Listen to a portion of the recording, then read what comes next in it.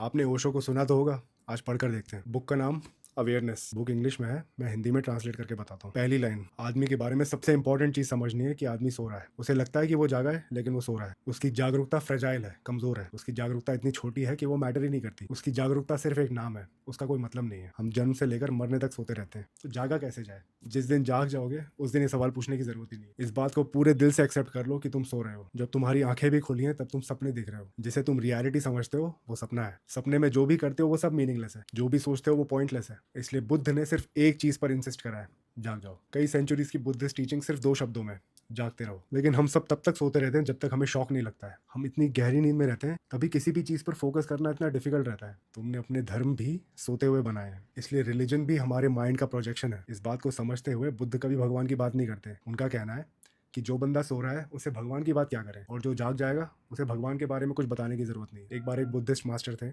उनके पास एक रैंडम बंदा आता है और वो बोलता है, क्या तुम मुझे अपने रिलीजन की समरी एक वर्ड में बता सकते हो? बुद्धिस्ट मास्टर चुप रहा। आदमी ने फिर से पूछा, तो बुद्धिस्ट मास्टर ने जवाब दिया कि साइलेंस ही मेरा जवाब है। तो वो आदमी बोलता है कि इतना मिस्टीरियस बात है, मुझे समझ में नहीं आती, कुछ सीधा सीधा बताओ। तो उसने रेत पर चुपचाप मेडिटेशन लिख दिया। उसको अभी भी समझ में नहीं आया, तो उसने बोला कि थोड़ा और क्लियरली बता सकते हो? मास्टर ने मेडिटेशन को मिटा के फिर से बड़े बड़े अक्षरों में मेडिटेशन लिख दिया। तो आदमी बोलता है, तुम पागल हो गया? तो मास्टर ने बोला कि मुझसे बहुत बड़ा पाप हो गया। मेरा पहला आंसर बिल्कुल सही था, उसे एक्सेप्ट करो। इसकी लॉजिक क्या है? साइलेंस वो स्पेस है जहां पर कोई बंदा जागता है। जिस माइंड में शोर है वो हमेशा सोता रहेगा। धर्म का एसेंस समझना है, भगवान को देखना है, तो सबसे पहला स्टेप है जाग जाओ। जैसे ही आप शांत बैठते हो धीरे धीरे माइंड भी शांत हो जाता है, और तब आपको रियलिटी दिखनी शुरू होती है। सिर्फ शांत माइंड ही अवेयर हो सकता है, वरना याद रखो तुम सो रहे हो।